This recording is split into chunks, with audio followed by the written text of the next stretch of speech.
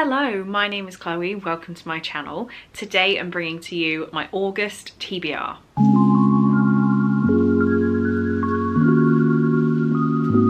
So I am filming this very far in advance, and that is because August is going to take a hell of a lot of planning because I am doing 31 books in 31 days. Well, I'm going to try to.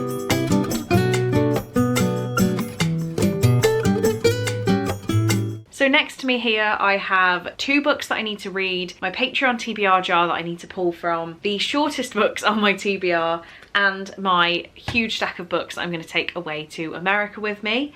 So yeah, this is going to be a long one. I won't talk about each book in too much detail. I might just tell you why I've picked it. With a lot of the 28 other books, 29, 30 and 31 do have some more reasons. So let's start off, shall we, with my Patreon buddy read. Every month, the top 2 tiers of my Patreon get to vote on a book they would like us to buddy read during the month, and for August they've gone with A Dowry of Blood by S.T. Gibson. This might not be the easiest book for me to storm through in a day, as is required by the challenge, but the text is pretty massive on the pages, and it's only 292 pages long, so actually maybe this is perfect. I remember hearing about this a lot way back in the day, but I can't say I've looked at the blurb for this in about a year and a half, so let's find out together. It says, saved from the brink of death by a mysterious stranger, Constanta is transformed from a medieval peasant into a bride fit for an undying king. But when Dracula draws a cunning aristocrat, I can't even say that word, aristocrat, and a starving artist into his web of passion and deceit, Constanta realises that her beloved is capable of terrible things. S.T. Gibson's sensational novel is the darkly seductive tale of Dracula's first bride, Constanta. I don't even know if I'm saying that correctly. But yeah, I have heard amazing things about this book. I'm sure it's going to be great to read with the Patreon. And yeah, that looks like I can split this book up over a couple of days. Just read a little chunk while then finishing a whole book in the background. And this might help me get ahead somehow. The other book I have an actual commitment to reading is my Patreon TBR jar. There is a book in here I will veto if it comes up, and that is Empire of the Vampire. There is no way I can fit that into August. That's the only one I think I'm going to let myself veto. I can't remember there being anything else I don't want to read in here. I would love Kitty's pick, which is The Right Move. Okay, let's see. This one. Okay. What is it? No, I can't read this, I don't think. Can I? Did I wrap this up for my advent? I didn't. This is perfect. Yes, Claire. Slightly less perfect now I've pulled it off the shelf and seen the length of it, because it's about 400 pages long, but this is Lights Out by Navisa Allen, and this is a really dark romance that I have heard is incredibly good. A dark romance like you've never seen before. Can you handle the ride? I want someone with a soul as black as night, someone who would burn the world down for me and not lose a single minute of sleep over it. So this is quite long, but I feel like it's going to be a quick read, being like that dark of a romance. I'm not going to read the whole back of it because I want to go in not knowing too much and being like absolutely scandalized. Whether I do another video of like reading questionable romances or something like that, maybe I should tell you guys more about this book. I think it's a romance where the guy's wearing a mask, and I don't like masks. So yeah, this is on the TBR. Thanks, Claire. Thanks. And the other book that I'm telling myself I definitely have to read in August is The Serial Killer Next Door by Emma Kenny. This is a true crime book by Emma Kenny, clearly, who has been on British TV for a while. She's a trained psychologist, and she now and she now covers true crime on her YouTube channel, and that is where I found her. I have a ticket to see her live event in September, so I was hoping to have her book ready for the event so that I can meet her, hopefully, and hopefully ask to get it signed. This is also under 300 pages and the text very big, so I'm hoping that I can get through this fairly quickly. Maybe a bit of a denser book than I was intending to read in 31 books in 31 days, but I'm going to try my absolute hardest. So these are the books I have to read. Everything from this point is subject to change. I'll just read what I can but these are the books I'm planning to read to help me get through 31 books in 31 days. I should say I'm also doing this particularly in August off the inspiration from Victoria, from what Victoria read.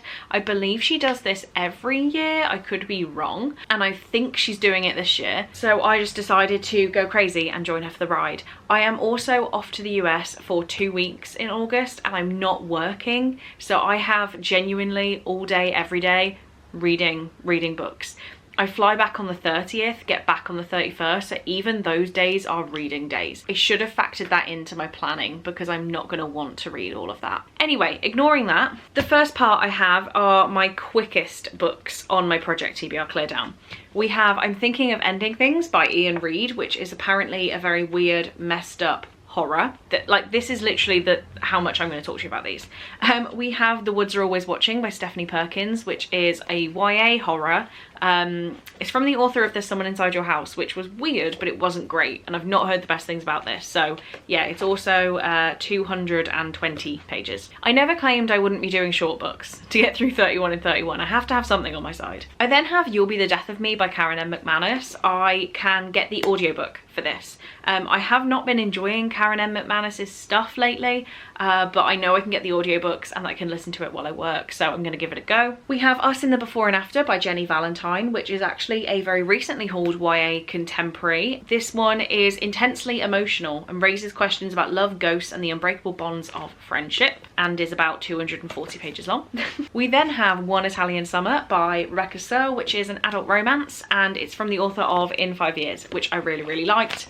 That's all I know about it. We have Lady Chatterley's Lover by D.H. Lawrence. I wanted to get this book because I'd watched the movie. I'm gonna get the audio for this. I'm not gonna read a classic physically, but also part of Victoria's Summer Reading Challenge is to read a classic. This is the only one I own that I want to read. I think I've got a few more hiding around, but yeah, I'm gonna listen to the audiobook for this. We then have Scorched by Jennifer L. Armentrout, which was actually a little bit of a mistake. This is the second book in a series, but I don't know whether it is a companion, like, or whether you have to read them in order. Either way, I don't have an intention on hauling the first book, so I'm just going to read this. Sorry if that makes anyone angry. We then have Liar's Beach by Katie Cotugno, which is a YA thriller. I'm sure it's going to be very easy and quick to get through. We have My Heart and Other Black Holes, which is a YA contemporary. Apparently it's quite emotional. Again, massive words on the pages. I don't know much about it. A must read for fans of John Green and Stephen Chbosky. Came out in 2015, so I think it's very of that time. In 1 month's time they plan to commit suicide together. Maybe not what I thought it was going to be, but okay. We then have To Swoon and To Spar by Martha Waters, which is a Regency romance. I'm sure this one's going to be very quick. A bit of a childhood throwback, we have Lily Alone by Jacqueline Wilson. I bought a lot of the Jacqueline Wilson books thinking that I was like really desperate to reread them, and then they've sat on my shelves for years. I don't remember Lily Alone, so it's going to be quick. It's a middle grade. Another middle grade actually is Front Desk by Kelly Yang. This has been on my TBR for literally years. This is a book about Mia, who lives in a hotel. Her parents hide immigrants and she wants to be a writer. It takes all of Mia's courage, kindness and hard work to get through this year. Will she be able to go for her dreams? Yeah, I'm intrigued by this. I obviously got it years ago because I was intrigued, so yeah, now's the time. I feel like it is going to be very quick, being a middle grade. We then have a YA contemporary that I hauled not long ago actually, but I feel like it's going to be a quick one. Bingsu for Two by Sujin Witherspoon.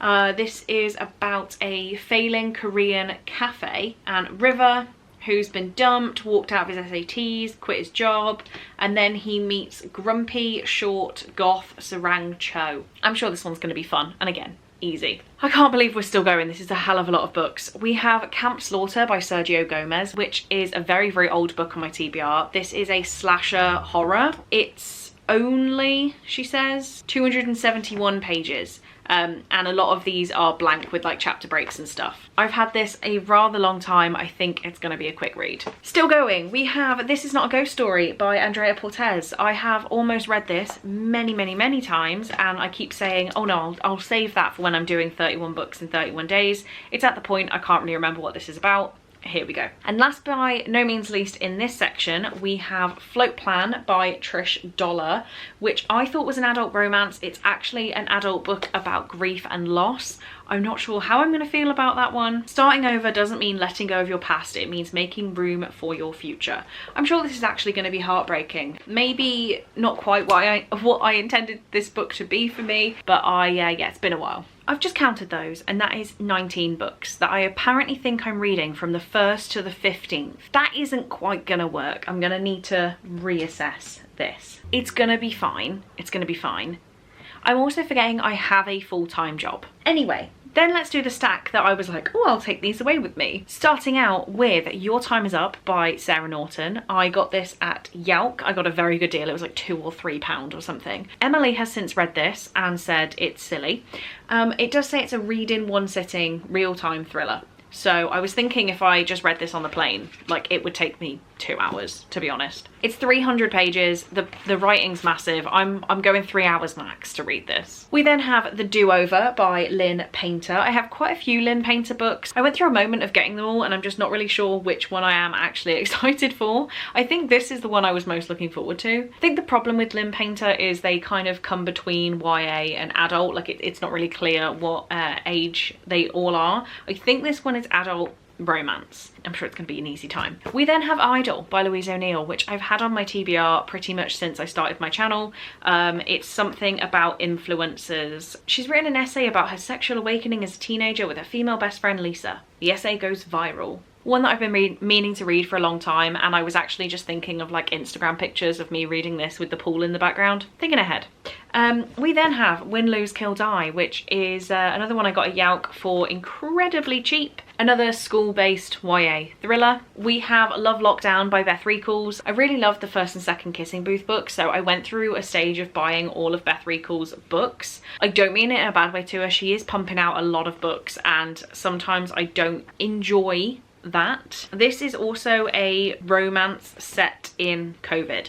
I don't know why I thought I would enjoy this. So I'm going to take it away with me and hopefully smash through it in a day, and then I can leave this point in history out of my brain because I don't want to think about COVID like ever again. I really don't want COVID lockdowns to have a space in my memory outside of the fact that they happened. I don't think we need a romance book on it, but we'll see. We then have Angel Fall by Susan E. I've had this on my TBR a really long time. It's a apparently it was an international phenomenon. Already over 8,000 different 5-star reader reviews and counting, and that was published in 2013, this copy. So I know this was liked back in the day. It's not been one that I've reached for. I have read a few like Fallen Angel style YA books, so I think I'll like this. It's just when else would I read it? Weirdly, we then have a reread. I think I'm definitely going to take this one on the plane because it's the bigger book I have. It's This Secret We're Keeping by Rebecca Dunn. I read this back in 2018, I think, yeah, August of 2018. I was on a family holiday and it is a teacher-student romance. I enjoyed it, I kept it. I'm looking back going, do I really need this? But in my brain, like, I really liked this book, so I don't want to just throw it out. I'd rather read it again. So this one technically doesn't come off of my TBR, it's already read. But I've been keeping it on my TBR shelf because I know I need to reread it. So yeah, this one wouldn't actually count, but it would still be one of the 31 books. Another one I was thinking for the flight is Love at First Flight by Jo Watson. This is an adult romance based around a pilot and a air traffic controller. I thought it'd be fun in an airport to, again, have a picture of this book. We then have potentially a 5-star prediction. We have Meet Me at the Lake by Carly Fortune.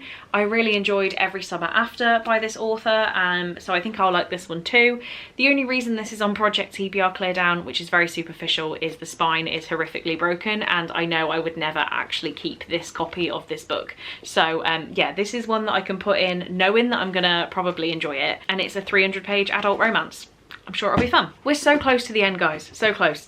The next one is People to Follow by Olivia Worley. This is an influencer thriller, 10 influencers, 10 secrets, 1 dead body. And this is actually an arc that I picked up in a bookshop in Cole's like local area. So I'm taking it back over there, which I should have just left it there in the first place. But I'm sure this is gonna be fun. Is it good? I don't know. I haven't seen great reviews, but I'm thinking, again, this would be a really good one to take a picture of at the pool. Another one that started in America. I was in Target with Cole and I asked him to pick one book for me to read, and he picked How to Survive Your Murder by Danielle Valentine. This is a YA like slasher thriller, I think. Never go into the coal maze alone. Nothing good happens on Halloween. Never be distracted by a hot bad boy. Don't die this time. High hopes. I don't actually know why this one is in my Project TBR clear down. This might be an oversight. I think I'm gonna like this. And then last but by no means least, we have The Divorcees by Rowan Beard. I wonder if you can work out why I might be taking this one with me. It's not that the woman is in a pool. And this one I was sent by the publisher. My lovely friend Emily from Emily Kathleen Reads also was sent this book, and she didn't really enjoy it, but she liked the ending. So I feel like reading this in one sitting is going to be a good idea, because I can get through the boring stuff and read the good ending and then hopefully have a good overall experience. Yeah, I wasn't going to take many hardbacks, but I just think this one thin one isn't going to make a massive difference. So there we go. There are 31 books that I'm going to read. I'm filming this in advance because I wanted to now sit down and work out logistically when I'm going to read these, because like, say Float Plan, it's 250 pages. That is a night after work. I can do that in a night after work, unless I'm in the office till 8 PM, like I have been sometimes in the past couple of weeks. So I feel like I have a good chance of planning all these books out and making sure I have time to read them. I'm trying to think of anything that could come up in the way. Like, reading sprints are going to be in my favour because I'll be forced to sit and read for that time. Things that aren't going to be in my favour are, what am I doing in August? I actually have a weekend with Victoria. I've just remembered that that is in August. So if she is also doing 31 books in 31 days, we are going to have to both read together. And I feel like that's going to be a really good motivator, because if we're both trying to finish books in those days, we will have to encourage each other. I might be able to listen to an audiobook on the way down. This could be positive. And then on my flight, I can definitely read at least 2 of these on the way out to see Cole, so that'll be 2 in that day. I think I've got this, guys. I think I've got this. Stay tuned to see if I do complete this challenge. I was thinking out loud here of doing some sort of short form content update of how I'm getting on with this, particularly when I go away and see Cole, because my weekly reading vlogs are delayed. So I want to keep you in kind of real-time updates on whether I'm succeeding, but we'll see how it goes. These are the 31 books that I want to read in August. If you have any opinions on any of these books, please do let me know down in the comments. If you have any opinions on this challenge I'm attempting, also let me know about that down in the comments. I would love to chat to you guys. On that note though, I better get reading. Thank you so much for watching this video, guys. I really do hope you enjoyed it, and I'll see you in my next one. Bye.